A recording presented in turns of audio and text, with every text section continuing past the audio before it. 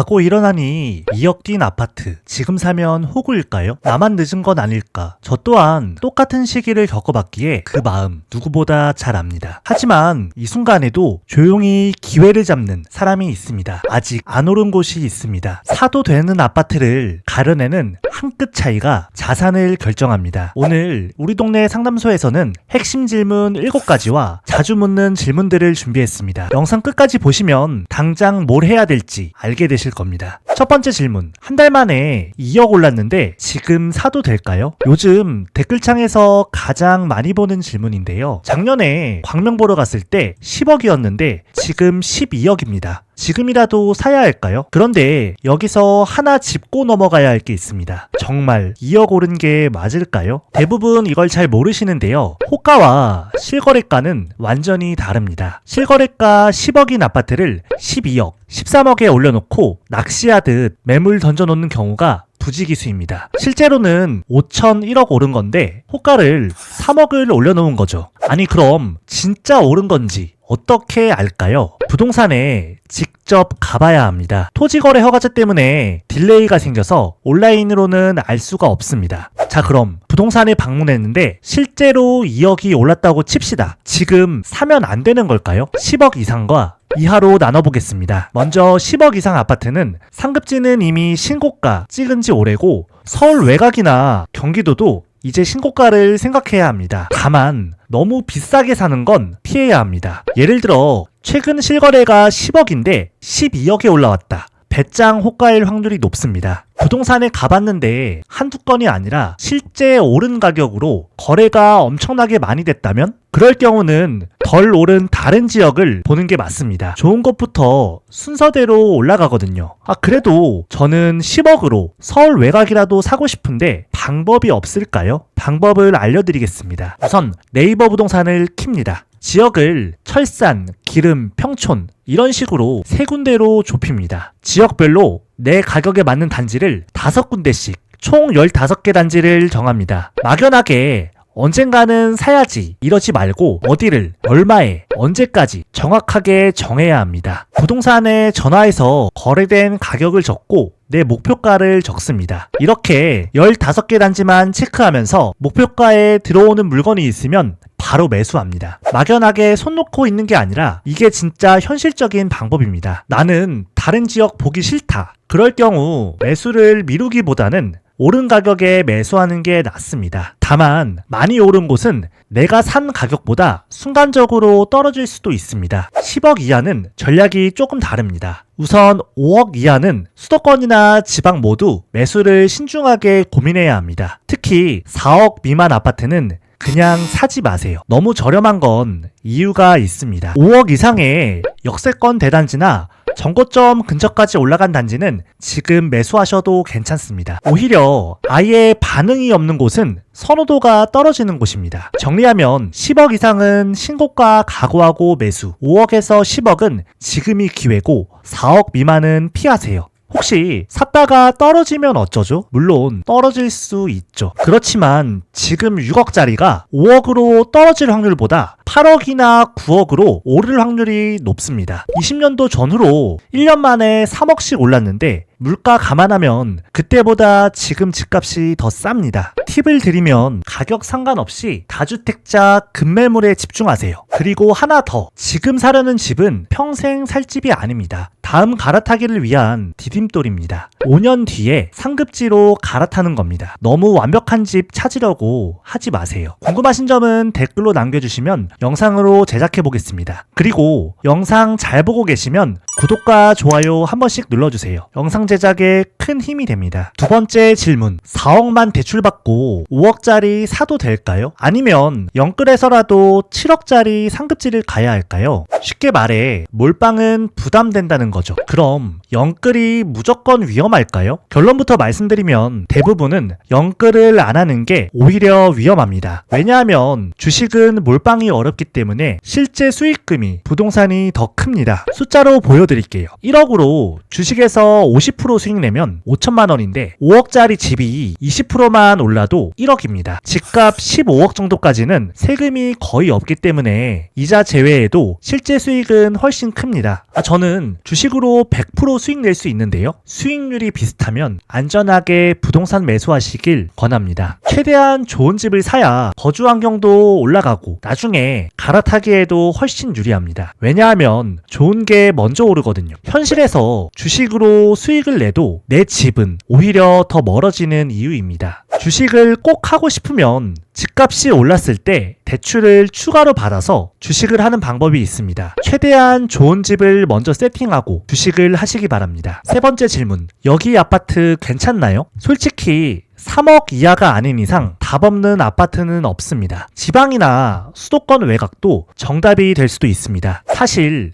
더 중요한 건 가격입니다. 같은 아파트라도 5억에 사면 답이 있고 8억에 사면 답이 없을 수 있습니다. 왜냐하면 부동산은 결국 수익률 게임이거든요. 예를 들어 볼게요. 강남에 있는 아파트 7년 전 15억 하던 게 지금은 30억, 2배 올랐습니다. 용인 수지에 있는 아파트 5억 하던 게 지금은 10억, 똑같이 2배 올랐습니다. 울산에 있는 아파트도 3억 하던 게 지금은 6억, 거의 똑같습니다. 절대 금액으로 보면 강남이 15억 벌었고 울산이 3억 벌었으니까 강남이 더 좋아 보입니다. 하지만 수익률로 보면 비슷합니다. 결론적으로 감당할 수 있는 가격대에서 최대한 좋은 걸 사면 됩니다. 그럼 사면 안 되는 아파트와 사도 되는 아파트를 어떻게 구분할까요? 5가지 기준을 드리겠습니다. 인구, 교통, 학군, 재개발 가능성, 단지 규모입니다. 간단하게 보겠습니다. 첫째, 인구. 서울, 경기는 인구가 계속 들어오고 지방은 대부분 빠져나가죠. 근데 광역시 중심지는 인구가 유지되는 곳도 있습니다. 울산 남구, 부산 해운대, 대구 수성구 이런 곳은 지방이어도 괜찮습니다. 둘째, 교통. 강남 1시간 이내 혹은 역세권이 정말 중요합니다. 셋째, 학군. 학군은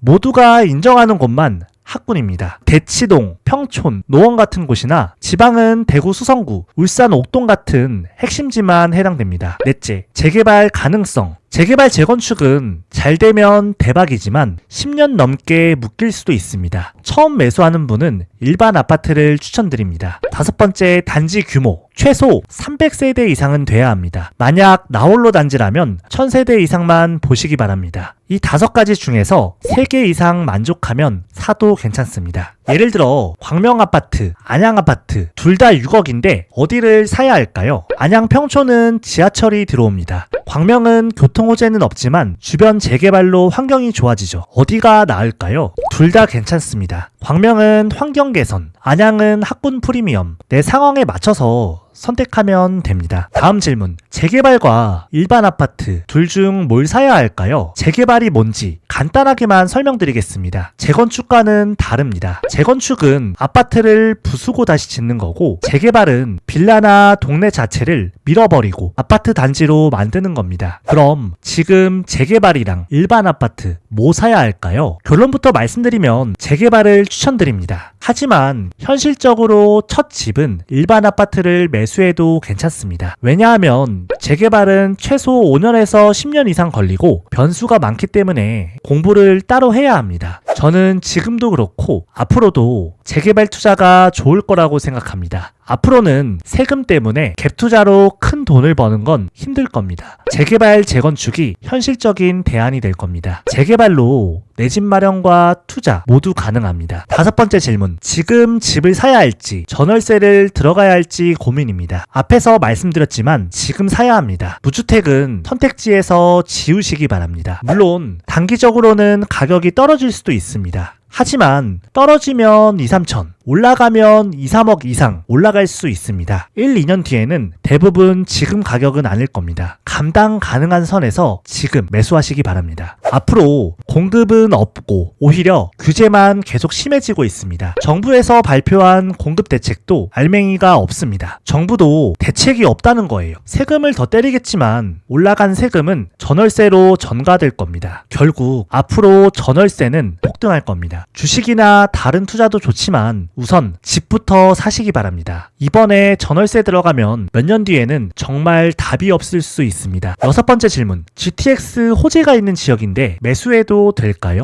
호재 관련해서 많은 분들이 잘못 알고 계신 게 있는데요. 부동산에서 의미 있는 호재는 두 가지뿐입니다. 교통이 없는 곳에 지하철이 들어오던가 혹은 재개발 재건축으로 주변 환경이 크게 좋아지는 것. 중요한 건 3년 내로 지하철이나 아파트가 들어와야 합니다. 교통 발표만 됐거나 재개발 구역으로 선정됐다. 이런 건 생각보다 의미가 없습니다. 문제는 GTX가 들어와도 가격에 반영되는 단지는 서울이 아니라 경기 외곽 쪽에 있는 GTX 초역세권 단지만 의미가 있습니다. 서울에서 멀어야 교통호재가 의미가 있는데 아이러니한 건 GTX 개통이 오히려 외곽 상권을 쇠퇴하게 만듭니다. 서울 접근성이 좋아지다 보니 외곽이 오히려 죽습니다. 정리하면 GTX 호재로 가격이 오를 수 있는 아파트는 개통을 앞둔 외곽 초역세권 단지 일부뿐입니다. 마지막 7번째 질문. 지방인데 사도 되나요? 지방아파트 관련 질문들이 많으신데요. 지방아파트 사도 됩니다. 상황에 따라 수도권 매수보다 좋을 수 있습니다. 물론 지방에서는 핵심지를 사야겠죠. 광역시 핵심 지역은 괜찮습니다. 왜냐하면 도시 압축이 일어나거든요. 지방도시 살생부에서도 인구가 줄어들면 사람들이 중심지로 몰립니다.